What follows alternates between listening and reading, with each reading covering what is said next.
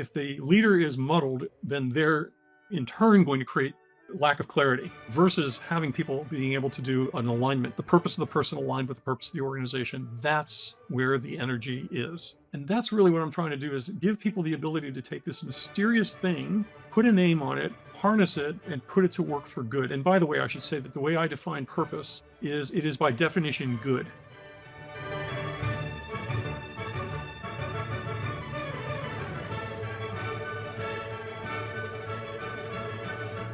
Welcome to the Science of Leadership, the podcast dedicated to helping you become a better leader. Here, you'll gain valuable knowledge, hear inspiring stories, and learn the scientific principles that promote exceptional leadership. I'm Tom Collins, your host, and I'm thrilled to have you join us on this journey to becoming a better leader. Today, I'm glad to welcome Kevin McCarthy as my guest. Kevin holds an MBA from the University of Virginia's Darden School of Business and is the Chief Leadership Officer of On Purpose Partners. He's been writing and speaking about the concept of purpose for decades, including multiple books. You won't want to miss his tips for becoming a better leader by leading on purpose. Kevin, thank you for joining me today on the Science of Leadership.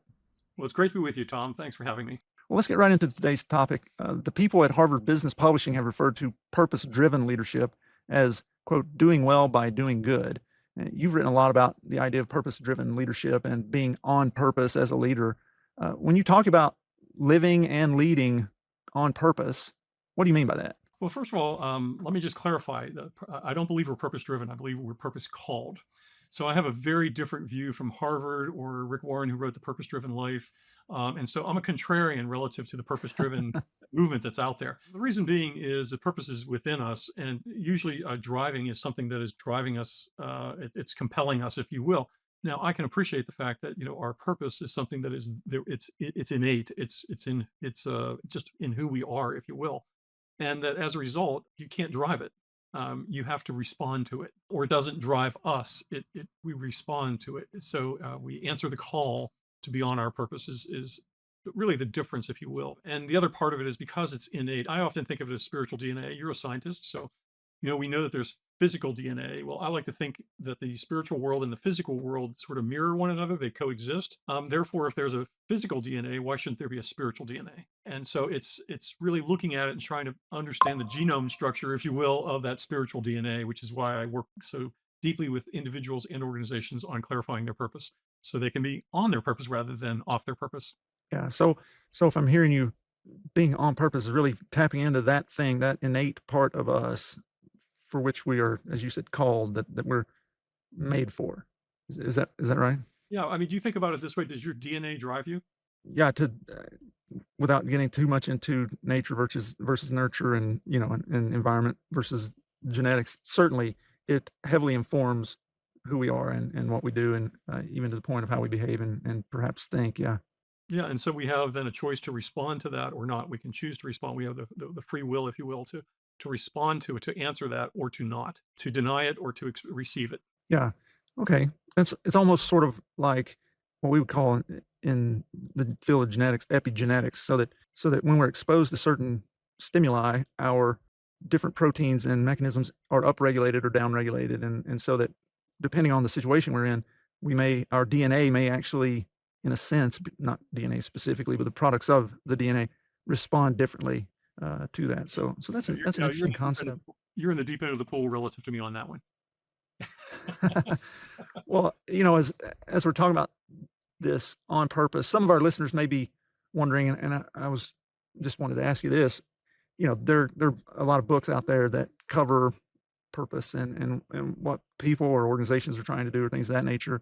A couple of popular ones that I can think of are Bill George wrote True North, Simon Sinek's, Start With Why. Is this concept different? If so, how's it different? Is it similar? How does leading on purpose differ or mirror those sorts of things? Well, first of all, I started writing about on purpose in the late 80s. So I'm preceding all of those people that you just mentioned, including even the Purpose-Driven Life with Rick Warren's book. What makes it different, the true north concept is that there's something outside of you that you're orienting towards. Mm-hmm. And again, I go that there's something on the inside. So it's, if you will, it's more like a gyroscope than a compass. Okay. And then with regards to the start with why, that's basically saying I'm going to start with my purpose. And that's a very, I would agree with that in the sense that why and purpose are very related. Now, purpose has many facets one of which is answering this question, why do I exist, as either an individual or an organization? And then from that perspective, you're able to, once you've clarified your purpose, now you can create the strategy, structures, and alignments so that you can give it expression so you're on your purpose. And that's sort of the simplest explanation I can give for it. Okay. All right. That makes sense to me. Um, as we think about leading on purpose and this concept that we're talking about today, do you have a good story that you could share, from your experience that really demonstrates what that looks like? I do. I'll tell you, there's a couple actually, meaning two people that are married. At the time I met them, they were not married. But there's a guy named Dave Zervos and his wife now, named Barbara Zervos. Dave was the CEO of Husqvarna North America. He read The On Purpose Person probably 25 years ago. That's my first book. And it just sort of, he took to it. And so he would buy copies by the cases. We'd get a call and he'd buy them by the case and we'd ship them to him. And what I found out with Dave was he was using the book as one for him personally. It was transformational to talk about his purpose and then how to organize one's life around your purpose. And then he started using the book to hand it out to either vendors that he worked with or with potential people he was hiring or team leadership. At the time, Husqvarna was about a $28 million business in the US. He eventually grew it to be about $1 billion company. And he says it's because of the principles that are in the On Purpose Person and the On Purpose Business. And I should say that those two books are standalone, but they work together. So they're an integrated set, if you will. Hmm.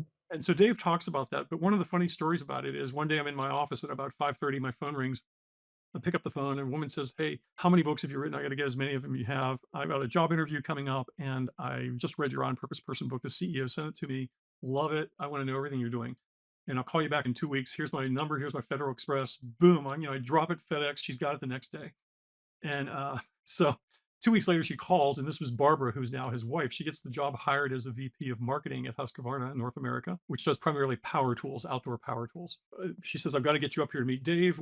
I do some events with them. We hit it off. And I'm sitting at dinner one night and I'm thinking, Dave is a widower. Barbara's divorced. They are, there's good chemistry here if these two will pay attention to it. Well, 2 years later, they do get engaged and married, and they've been just great personal friends ever since. And they still recommend my books. Dave now, he left as the CEO of Husqvarna. He came to see me. I was traveling through Orlando, where I live, and said, Kevin, I'm kind of, at a little bit of a loss here career wise. And I said, Dave, you know what? Are you familiar with Vistage? And he goes, yeah. I said, you'd be a great Vistage chair. And he goes, well, I was in Vistage, as a CEO. And so Dave is now a Vistage chair, and he's won their highest awards that they have. Sort of, I call it the Heisman Trophy of Vistage. Dave's won that award and this award. Now he's the chair for the Carolinas for other chairs. So just an amazing story of a really great couple and a great guy, and how he applied this in his business and in his life, and how this transformation has occurred. And by the way, his 2-word purpose statement, I do 2-word purpose statements, is liberating greatness. And so, Dave's just a guy who's, if you ever get a chance to meet him, he's just really an upbeat, friendly, smart, good man who just cares about people deeply. Wow, that's a ringing endorsement. Maybe some point Yeah. down the So road I can get him. I call that my first on purpose marriage. Maybe some point I can get him to come on the Science of Leadership. Sounds like he's an interesting chap. Love to introduce you to him. He's just such a great guy. Yeah. We know as I've been thinking about our conversation coming up and been thinking about the difference between being a highly intentional person, that, a person guided by a clear purpose, and being a leader guided by purpose, and so because I think those two aren't necessarily the same thing. And so I was thinking about myself and how would I characterize myself. And so I think I'm somebody, if I look back across my life, I've always been someone with a deep sense of purpose that really has shaped how I navigate my life. As I thought back on it, people have told me I'm intimidating or things of that nature. And so as I've thought about that, I think it's made me wonder if it's because I have really felt that I have this purpose, that there is something, really that I have this target, this direction that I'm going and know what I'm supposed to be doing. If that has, in a sense, created this feeling of me being intense or something like that. And so when people see someone who's really driven by a sense of purpose, I think maybe perhaps they don't actually know what to do with it. And so maybe if they are not a person who is used to thinking about purpose or recognizes that they have a purpose and are guided by that, then that can be intimidating or threatening or something of that nature. But I think that it's different when it comes to leaders. Like we flip from the personal to the leader role, right? I think that people really are looking for leaders who have identified the purpose and who are pursuing the purpose. I think there's a sense of security in that, and it draws people into what we're trying to do as leaders. Anyway, that does that seem reasonable as somebody who obviously has spent a lot of time thinking about purpose and leaders and purpose and all that? Does that seem reasonable to you? Well, the way I would let me just maybe add some thoughts or some concepts around what you're describing. And I don't want to get too far ahead here, but if you really look at the on purpose concept, there are really within it, there are four principles that are at work. Think of it as on purpose is kind of a white light that you shine through a prism. And when you shine it through that prism, it breaks it into the spectrum. And on that spectrum are these primary colors. Let's just say, forget the gradients in between. But if you think about purpose as sort of the red, that's the heart issue that we have that's there. And that's our state of being, Mm-hmm. where the blue is the mind's eye, so sort of blue sky thinking, trying to, where am I going? That's the vision part. And then missions are yellow because this is the day to day activity where the sun rises and the sun sets. And then values are in the blend. Values sit between the head and the heart, the red and the blue, and they're purple, and they're in the throat and in the gut. And the reason that they're there is that values are um, they sort of regulate between the heart and the head, if you will. And so what happens is when your heart, your head, and your hands are aligned within your values, you are now on your purpose. Now, so this is the language of leadership and strategy: purpose, vision, mission, and values. It is extraordinarily confused, as is purpose driven versus on purpose, if you will, from my Mm-hmm. perspective. I mean, Mm-hmm. I've invested the better part of at this point 35 years of my life living with this stuff every day. And the tragedy that I see out there is whether it's just the variety of material that's printed that is basically sending people, in my opinion, in the wrong direction. And so what I'm really looking at is if I can help people know their purpose, what's on their heart, their state of being, so that whether you're at rest or whether you're actively doing, you're good. That's the case. Okay. Now, when you have somebody like yourself, where your heart, your head, and your hands are aligned within your values, it can be intimidating to people because, at some level, you know what to say yes to, what to say no to, and you also and that can be intimidating there in of itself because you're going to say no, which can offend some people because they'd like to be a little more friendly, if you will, about it. Now, this doesn't have to do with friendliness necessarily.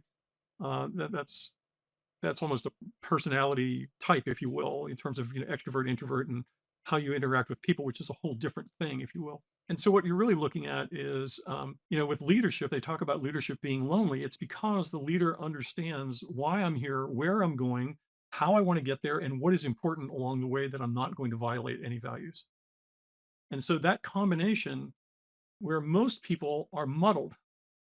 And so, all of a sudden, when you have this muddled reality around us, then we're intimidated by somebody, or we can embrace somebody. For instance, if I'm facing an illness of some sort and I go to a physician like yourself, and they are trained, educated, and experienced in this, they know better than I what is going on.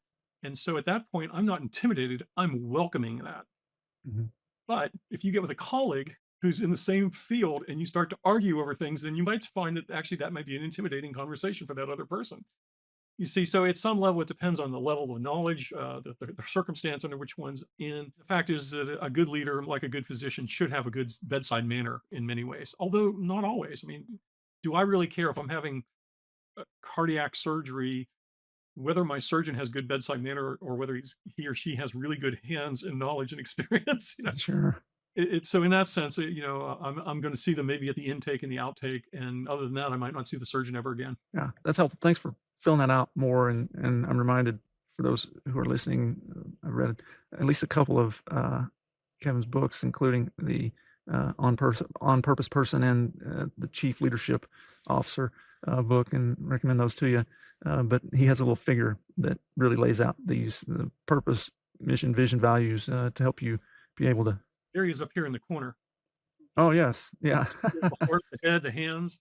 I call him the on-purpose pal, and the on-purpose pal is designed to help people. I mean, interestingly, Tom, it's easier for me to explain purpose, vision, mission, and values to second graders than it is to CEOs, because the second That's graders don't have preconceived notions. right. Right. Right. And the CEO does, because they've built maybe a strategy. Because this is, again, the language of strategy. So what happens is somebody built a strategy around it, and I'm walking in saying, "Wait a minute, you're using purpose and mission simultaneously, or synonymously rather, and they're different. One is deep and heartfelt, and the other one is just kind of, here's what we do. Go Yeah. build widgets." Mhm. And so whenever I get with, and it's funny, I look at Fortune 500 companies from time to time. Their statement of strategy and purpose, vision, mission, and values, and usually they'll state our purpose, and then it says our vision is, or our mission is, and it's like, it's not a purpose, it's a mission statement, and so Yeah. they use them. And it's just one of those little idiosyncrasies that kind of drives me crazy. Doesn't bother most other people, but for me, who's deep into it, I look at it and say, oh, right off the bat, I know that there's, if the leader is muddled, then they're in turn going to create lack of clarity Yeah. around, versus having people being able to do an alignment. So one of the big principles we may remember in the on purpose business person is the purpose of the person aligned with the purpose of the organization. That's where the energy is. Everything else, payrolls, benefits, working conditions, all of that sort of stuff I'm not saying it's not important, but it pales in comparison to knowing that my life and my work in this organization makes a difference, and Yeah. I'm living in my calling. I'm doing what I was put on earth to be about, in this work environment, in this marriage, in raising these children. I mean, there's various Sure. missions where we're Mhm. giving our expression. Yeah. Yeah. I think certainly in a lot of areas of society, I can say in a lot of medical institutions, that alignment, there's there's a lack of alignment, right, between what the organization says and how they behave with regard to purpose, and the purpose that those of us in medicine feel that we have, and the reason that we're doing what we're doing. Those are misaligned a lot of the times in my experience and observation. Perhaps there's some utopia out there, but I haven't yet seen it. And that's causing so many problems, I think, with regard to our healthcare system and the burnout that we see and all those sorts of things. So I think this concept of on purpose is really important. Well, you have to recognize, when the purpose of the person and the purpose of the organization are aligned, that's the high energy. It's never perfect, okay? But the truth is, individuals don't know their purpose. Then they may not even be curious about their purpose, let alone purpose, vision, mission, and values. So you start off with that, and then you have organizations that are confused about purpose, vision, mission, and values, and therefore the people that are looking for it may have difficulty finding it, because it's not being communicated. Or if it is there and it is being communicated, you tend to find that those are the organizations that outperform significantly. I mean, Jim Collins' book Good to Great, in many ways, provided the data and the research of why certain organizations outperform. And basically, what he was saying is there's this black box. I like to call that purpose, vision, mission, and values, where something goes on, is the way he described it, because he didn't have the language of purpose, vision, mission, and values. And in that black box, what they're really doing is they're creating culture, and they're creating, the business things of systems, computers, accounting, all of that is it's just science of business. It's Mhm. pretty basic stuff. Okay. It is the integration of these things around something bigger and better that really comes around, and to the idea in the Chief Leadership Officer book, contributing to the common good, or the commonwealth of humanity. Most people would love to be a contributor to the common good of their fellow man or woman, and so as a result, we're frustrated because we don't feel like we're doing that. Our life is not living up to its potential. But we have a responsibility also to understand that, wait a minute, if I'm frustrated, I can blame the government, I can blame the insurance companies, I can blame the hospital, I can blame my marriage, I can play the blame game. But until I'm willing to take deep responsibility for understanding and clarifying who I am, then I I can more likely identify where I'm going to fit and where I'm going to thrive. Yeah. Well, I think that really hits on why why talk about this idea of on purpose, right? And why is it important? And so I think you've really clarified that for us to a good degree. Do you have a story that you could share that really shows how leading on purpose had a significant impact on either your leadership or that of somebody else? Yeah, I'm going to go to, I told you about the business guy. I'm going to go to a woman I met 20 years ago in business, but she was, just a sort of a middle manager person, if you will.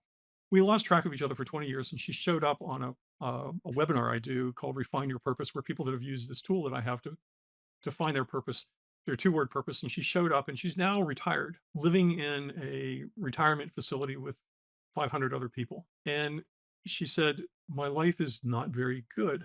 I'm trying to make it better. And we started talking about her two-word purpose, which, gosh, I forget what her two-word purpose is right now. But in the process of having the conversation with her, we unpacked it and we talked about it. And she said, I just don't feel very welcomed or loved. And after sort of talking about her two-word purpose statement, there was almost a jolt of energy that came into her. And the next month she showed up and she said, I have to tell you, my life is 180 degrees different from what it was a month ago. And she said, I've been embracing my purpose. I'm reaching out to other people. I'm having lunches and dinners with other people. She said, where I was always eating by myself because I'm a widow. And she said, my life has just suddenly become filled and joyful, and I'm no longer depressed, and that sort of a thing. And so whether it's a retired person, or I think even a 15-year-old or a 20-year-old who's worried about what's going, is the world going to melt down because of climate change or something like that, some existential crisis, whatever it may Yeah. be that you're facing, that, at some level you don't control that, but you do control your response to it, and you can control what you can control. And so as a result, rather than letting your identity be lost out there, own it deeply. And that's really what, at some level, that's what I'm trying to do, is help people own their identity. Yeah. I think that when we, in my observation, when we feel that we have identified why we exist, which is, I mean, like that's as I've looked at this in my own life, and I mentor other people and try to help them in this regard, coaching and whatnot. A lot of people don't know why they're here. I think it's the minority of people who have done the hard work of trying to figure that out. Why am I here? What is my big purpose? But I'll tell you, once again, in my experience, once you have that consolidated, crystallized, it does help you to know what you're supposed to be doing in a much better way. It helps you to be more authentic in who you are, Mhm. and to know where you should and shouldn't invest your time, and it makes so much difference, I think, or it can, in one's life. Certainly, for me, when I figured out what I refer to as my oxygen, it changed a lot. It changed a lot for me. So One of the traps that people fall into a lot is they think that their job, their marriage, their children are their purpose. yeah, And those are missions. Those are things that you are about doing. And there are relationships. I mean, they're important relationships. But your purpose is, because, like I said, Dave Zervas's purpose statement is liberating greatness. What does that mean? I mean, that's sort of an X and a Y chromosome, if you will. Now, there's a generic start to it that says, I exist to be liberating greatness. So it's your past, your present, and your future. It does not have these constraints of platform, if you will. We get to mhm, create the platform by seeing a vision, figuring out what to do to live that out. And so a lot of people think that this alignment is their big purpose, where in fact it may be their big vision of what they're moving towards, working, aspiring towards, as opposed to, because at some level, for you, you wanted to be a doctor, so you go to you do all the stuff, you take the GMATs, you do, or not the GMATs, the MCATs, you go to school, you apply, you get in, you do your residencies, you do the school, you do the residencies, you do the fellowships, you do all these sorts of things. This is my big purpose, and then all of a sudden you achieve it and you're like, wait a minute, it's good, but there's something else, there's something missing in my life, and you start to look around yeah, and you realize, well, what is that that's missing? And that's the purpose part. When most people say there's something missing in my life, what it is they haven't really gone back to that very simple two-word purpose statement of why I'm here. yeah, And whether you're in your 20s, 30s, 40s, 70s, 80s, or 90s, you can still give it expression differently, but you still yeah, give it expression. yeah. I mean, the way I describe this to folks, people, and just as you say, people lock in that their purpose is whatever role they are in, whatever social or professional or whatever kind of context they're in, that's their purpose. My purpose is to be a doctor.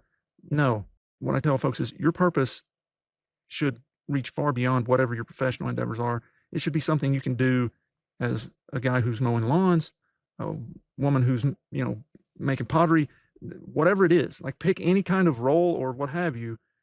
When your purpose is crosses all that. It's not just, well, if because what happens if you lose your ability to be a doctor? That's the question I ask people. Well, if that's your purpose and you lose the ability to be a physician, does that mean you have no purpose? And usually when I frame it starkly like that, they can stop and go, well, no. Okay, so let's put that aside. Let's really drill down on why are you doing what you're doing? Maybe it's because you're trying to help people be better in some larger context. You can do that in any sort of domain. Maybe it's you're trying to help society be better, whatever it may be, right? And so usually when I frame it like that, it helps people to think through it in a little bit better way. Absolutely. That's really good advice you're giving out in your coaching to do that, because, a lot of times, for women, when their children leave the home and they're an empty nest, now what? Yeah. For a lot of people, particularly for men, when they retire, the death rate within the first 18 months is very high because they no longer have a reason for being, quote unquote. Hmm. Um, and so we've wrapped our identity in what we do as opposed to who we are, and and and so that's really a dangerous place to be. Yeah. For anybody who's reaching retirement or out of a job right now and they feel like they're worthless, you're not worthless. Hmm. You just have a different place of expression for that worth to be expressed. That's all it's coming about. But you have an innate value. Yeah. I've been thinking and reading quite a bit about, as I've sort of alluded to, this idea of purpose and on purpose isn't new, certainly to me, and so I've thought a lot about that, talked a lot about it to different people, mentees, and people I coach, and read a lot about it, trying to get more, a better handle on it, and what's the literature say. And I usually like to try to share some of what people have found with regard to research on these sorts of topics. So you may know this, but Patrick Hill and Nicholas Turiano studied this idea of having a purpose in your life and whether it was associated with mortality. And so those people who are identified in the study as purposeful had a 15% lower risk of death during this longitudinal study. So that is to say, those people who lived with purpose lived longer. So they studied them for, I don't remember how many years, right? So they followed them for a certain number of years. And those people who lived more purposeful lives and had a purpose had a 15% lower risk of death in that study period. Yeah, I'm Dan Buettner, who wrote the book Blue Zones. If you're familiar with that, he also did some similar study in terms of people that live to be 100, into their hundreds. Hmm. There's these areas where they are, and at the base of his pyramid, if you will, of health, is purpose is at the core of it. And basically, their studies show that people that have even a sense of purpose, which to me, a sense of purpose is like having a smell of a steak but never getting to take a bite of it. I mean, I want people to have the full damn steak. I want them to Yeah. put it there and eat the thing, okay, as opposed to just a smell of it. But he talks about that, the people that have a sense of their purpose, and they define purpose as a reason to get up in the morning, which is, it's a very light definition of it. But for the average person, that's not bad. But that they have an extended life period of, I think, 7 to 10 years, and quality and quantity of life. Yeah, and obviously that's the individual level, but if we take it to those people that are listening, who are thinking about from the leadership level, there are other things that we really need to consider too. So, unless people have been living under a rock, they should know that millennials and Gen Z are much more focused on purpose and meaning when it comes to their professional lives, and much more so than they are with salaries or things of that nature. So that's really important when we start thinking about leading those demographics. But also, if you look at digging more into the science of this thing, a lot of studies have shown that leading with purpose and purpose being a part of the organizational culture really is important, and it results in a number of things, better performance overall. But there was this recent, I think it was just published last year, this recent meta-analysis. So basically, they took a bunch of studies that had been done on this idea, and they analyzed those all together in a really rigorous manner, and that was published in the Journal of Administrative Science.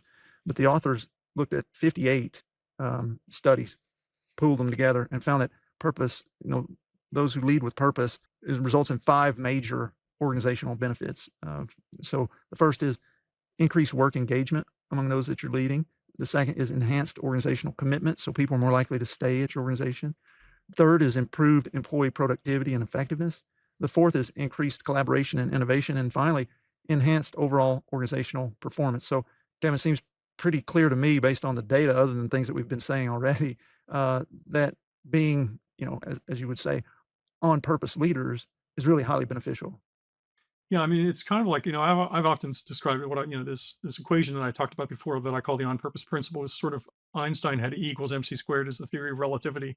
And I think of the on-purpose principle as the theory of relationships, which is the purpose of the person aligned with the purpose of the organization. And I said that's where the energy is. And all 5 of those effects that you described are the reality of high alignment. So yeah, I would concur with that study, absolutely, because I mean, in the clients that I've been able to do this work with, we see higher engagement, we see greater collaboration, we see better performance, we see the idea of a happier workplace, a more productive workplace, all of these things that are missing. And this is why, for me, the tragedy of whenever we misdefine purpose, how we're looking for all of these things, and yet we have our core principle that is the source of all of that is confused. and even to the younger people that you were describing, the Gen X and the Gen Ys, one of the things that I find that's, again, one of these tragedies out there is misidentification. In other words, a lot of people in this generation, in our political structure, reinforces this with things like identity politics.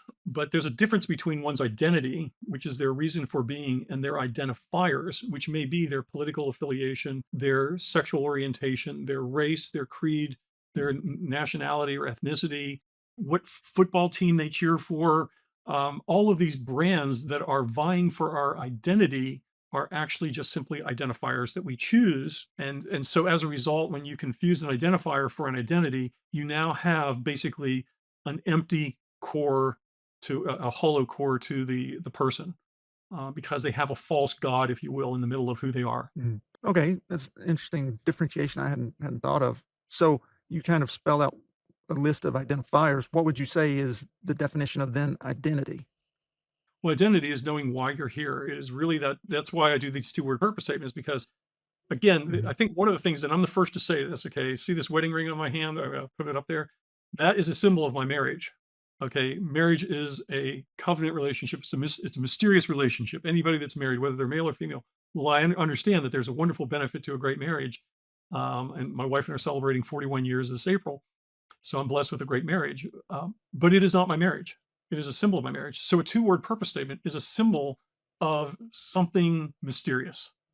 But Mm. if you wanted, the best analogy I can give is many centuries ago, a guy named Benjamin Franklin was flying a kite and a key as a scientist, and this thing called electricity. And it was like, whoa, there's this thing out there that we don't really quite understand. And I want to say that purpose is a lot like electricity. It's out there. It's always been in you. But once you sort of name it, now you can begin to harness it Mhm. and maybe put it into useful function. And that's really what I'm trying to do, is give people the ability to take this mysterious thing, put a name on it, harness it, and put it to work for good. And by the way, I should say that the way I define purpose is it is by definition good. It is not evil. So that there is a internal control. So you can use everything I teach to create alignments, strategy, structures, and alignments. You can take everything I have, and you can create evil with it. Okay. Mm. But if your purpose by definition is good and you're on purpose, see, that would just be an off purpose structure. In fact, a highly integrated, high integrity structure that is off purpose can do really bad evil things. But at the core of it, when your purpose is good by definition, then you are striving to serve the common good.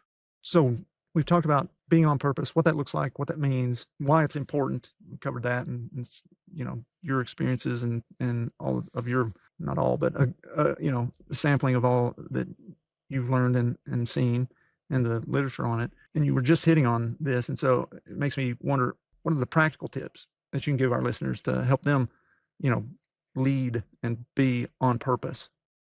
Well, the first is clarify your purpose, and then clarify your vision. Why am I here? Vision. Where do I want to go? Clarify how you want to get there, which is usually most people have a really good idea of that. Most people have a good vision and a good sense of their missions, what they want to do, and then their values. So to me, purpose and values are the most difficult part to define, and then basically use all the skills, talents, and everything you've learned. Whether it's basically time management skills, I mean, these are some pretty basic things, life skills we Mhm. learn, how to manage your money, and begin to invest your time, your money, your resources, your energy, rather than spending your time. Invest your time, because when you invest, you're not necessarily looking for an immediate return. It's not that sense of self gratification, but it's an investment, knowing that if I do this today, tomorrow, whether it's a year from now, 10 years from now, 20 years from now, there will be a return on that investment. And that investment may not just be financial. It may be, I mean, from a psychic point of view, a psychological point of view, there's a psychological return. There's a relationship return. There's a marriage return. There's health returns. So it's really living it out in that regard. Most people have enormous skills. I mean, if you think about it, if somebody actually got up this morning, brushed their teeth, showered, combed their hair, got dressed, and went to work, that is a leader. That person has got good, basic, solid leadership skills to move their life forward. They may not have the title of leader or CEO in their name, but they're leading their life. So they have the basic skills it takes. What's happening is a lot of times they just don't have the basic strategies, because strategies are not, they're optional. We can choose whether we want to have strategies or not, or we can just go about our day. And so one of the things I talk about is that I say that leadership is the ability to overcome the natural decline of gravity, because gravity wants to pull us down. Many people want to pull us down. Leaders resist that gravity, that pull that would decay us. And so that's the sort of thing is the world's always decaying. And so what we want to do is resist that decay. Yeah. And part of that is starting with us. From a health point of view, if you're not taking care of your health, then you're going to pay a price for that. Yeah. So what you're saying is leaders are um, fighting against the second law of thermodynamics, right? Yeah, that's another way of looking at it. Correct. Well, so you hit on a couple things. So the Center for Creative Leadership, in my readings and things, they put together, you know, the things that drive purpose and so forth. But they also have for leaders basically how you can lead with purpose, how you can improve organizational purpose and things. And that they actually the two things that you offered are really resonant with what they've identified. So they talked about incorporating your mission, vision, and values into really what you're communicating, right? So that there is this alignment, so that everybody knows this is where we're going, this is what we're about, this is why we exist to do what we do, which you said. And I think that as leaders, we got to consistently remind people of why we're doing what we're doing, what our purpose really is, just as you said. And then the second thing, which I actually think probably is more important, and you hit on this in the sense of you said invest the time, but we need to understand what drives those people that we're leading. Get to know our people, right? What is their purpose? Not just are they making the widget or whatever it may be, not purpose in the sense of organizational purpose. This is their role in the organization, but what is it there? And that's what I've tried to do with our faculty, where I am now, is try to help them understand what is your purpose? Why are you really here? It's not to be a nephrologist. Okay. It's not to be a psychologist or whatever it may be. It's something more. So I think the more that we know about our people, the easier it is to reinforce their own sense of purpose. And so I think when people understand that, and then we're able to align it with that overall organizational purpose, that really magic can happen, I think. Yeah, just to use your example of a nephrologist, because it kind of hits personal with me. I have one kidney. I had two, but one was damaged due to a kidney stone that was undiagnosed, and it lodged, and my kidney on the right side atrophied. So I have a nephrologist, and every time I go to see him, he's looking at my kidney from the health and the statistics in terms of what's going on. I'm looking at it saying, "Hey, I'm a tennis player. I play 3 to 5 times a week, and when I'm out in a tennis court, what do I need to do to be better hydrated?" So I don't pass out, because what will happen is, at a certain point in time, particularly hot days in the summer in Florida, I start to get real lightheaded, and I'm trying to figure out the right combination of Gatorade, water, and everything else. Because he said to me, Gatorade was created by a nephrologist at the University of Florida. Not a bad thing. So I'm constantly picking his brain, not on how to make my kidney better, but how to have the life I want to have. And in the process of that, I am doing better care of my kidney. Yeah. So, I'm communicating to him very clearly my motivation for my health and well-being, aside from I want to have a longer life, a marriage, but that tennis 3 to 5 times a week is my health plan to Yeah. have all the other things I want to do. I have no delusions of grandeur about being world ranked or anything like that, although I'm a good tennis player. But it's the sort of thing where I'm trying to give that out. Now, if a physician talks to a patient about why do you want to be healthy, and they don't have an answer, their outcome is probably going to be greatly diminished relative to a guy that like me who walks in and says, "I got a tennis match tomorrow and I don't want to pass out. What do I need to do?" Sure.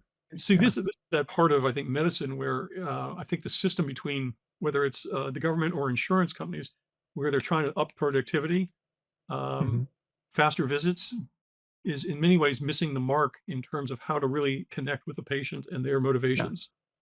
Yeah. Absolutely. I think that's 100% correct. Well, Kevin, any final thoughts before we wrap up our conversation? Well, one, I've really enjoyed connecting with you again, and it's really neat what you're doing here. So thank you for that. The biggest thing for me is I just cannot encourage people enough to really think deeply about this concept of purpose, because it is truly transformative. And as a result, one of the things that if you're going through an adversity or what I call a tough shift, say it slowly, um, that it is what will sustain you and give you great resilience and strength. Because, we can sit here and talk about the great times and the good times, but it's the dark times. It's the times when we're really down in the dumps, or we feel like nobody loves us, or nobody wants us, or we have no self-worth, or whatever.